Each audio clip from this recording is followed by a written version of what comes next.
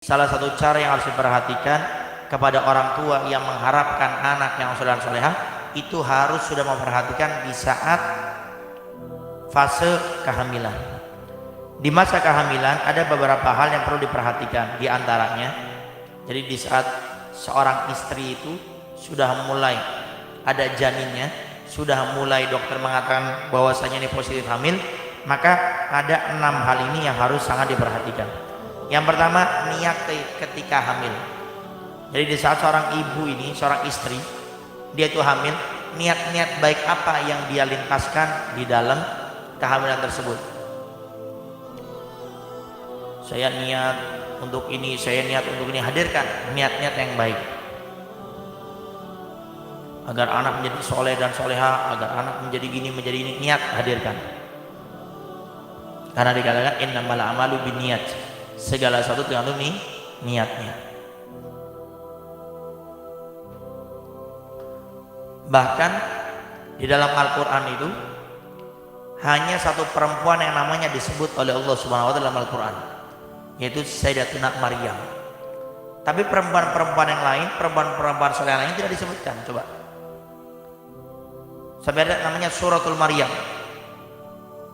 Istri-istri Nabi tidak ada yang disebutkan, anak-anak perempuan Nabi, perempuan-perempuan soleh yang lain tidak disebutkan. Ada apa? Setiap perempuan, setiap hamba Allah punya keistimewaan masing-masing, dan ini ada cerita keistimewaannya. Ternyata Sayyidatuna Maryam itu menjadi perempuan yang satu-satunya disebut oleh Allah di dalam Al-Quran. Bahkan Nabi Umar bin Hafid mengatakan sampai lebih daripada 30 kali disebut namanya. Tidak pakai domir kata pengganti, langsung Maryam. Ternyata dalam tafsir dijelaskan, ternyata itu semua tidak lepas daripada niat yang baik ibunda Sayyidatuna Maryam yang bernama Sayyidatuna Hanna. Jadi Sayyidatuna Hanna ini di saat mengandung di perutnya, dia berniat, ya Allah, saya niatkan ini anak saya nanti untuk khidmat di Masjidil Aqsa. Ternyata setelah lahir diharapkan laki-laki, ternyata perempuan. Kemudian Sayyidatuna Hanna berkata, ya Allah, ini gimana nih ya Allah, perempuan itu beda sama laki-laki. Ternyata karena niat yang baik daripada ibunda Sayyidatuna Maryam itu Sayyidah Hanna, akhirnya dilahirkan dari Sayyidah Maryam tanpa perantara pernikahan, tanpa perantara seorang suami, tanpa perantara seorang laki-laki. Dengan izin Allah lahirlah seorang anak laki-laki yang menjadi nabi, menjadi rasul, bahkan menjadi ulul azmi, yaitu Nabi Isa alaihissalam. Bagaimana? Ternyata tidak lepas daripada kebaikan daripada kedua orang tuanya. Termasuk dalam kisah Nabi Khidir alaihissalam dengan Nabi Musa yang diceritakan dalam suratul Kahfi.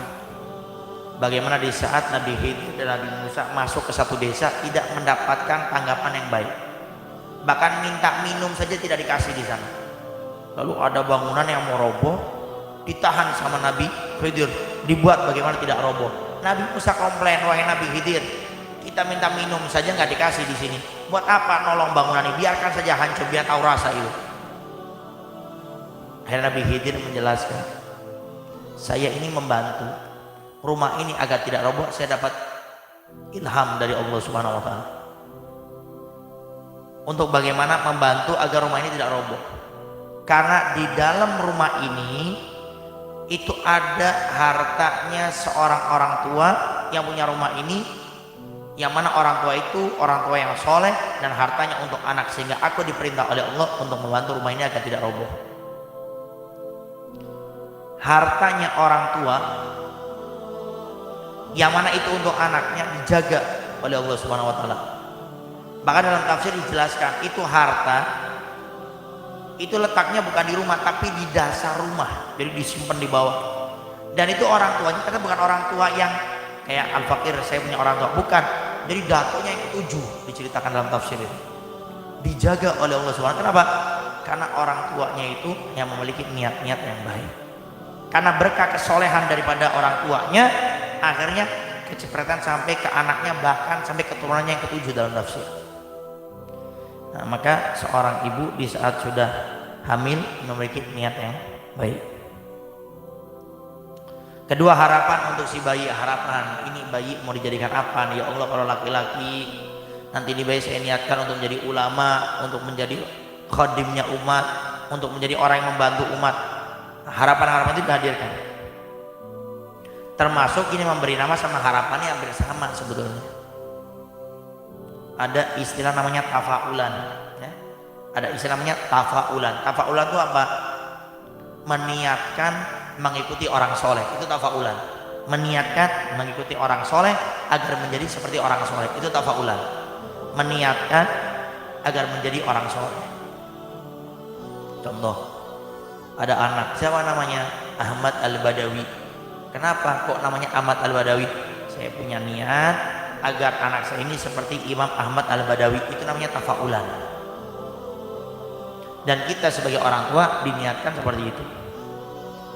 Ketiga, perbuatan yang dilakukan orang tua selama masa kehamilan. Lihat ini, kadang orang tua sudah hamil, nyetel lagu-lagu yang aneh-aneh, akhirnya anaknya besarnya suka lagu yang aneh-aneh. Istrinya sudah hamil, bapaknya main gaple terus tiap malam. Akhirnya anaknya hobi main gaple. Istrinya hamil, bapaknya suka main game terus dari pagi, siang, sore, malam. Akhirnya anaknya nanti hobinya main game ya.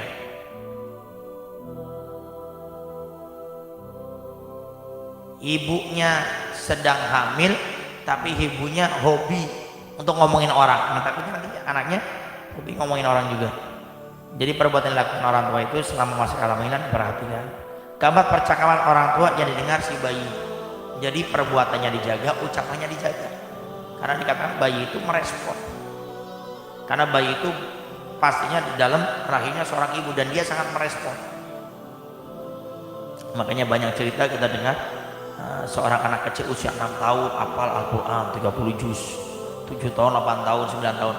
Pertanyaan sederhananya, mulai kapan ini menghafalkan ini anak?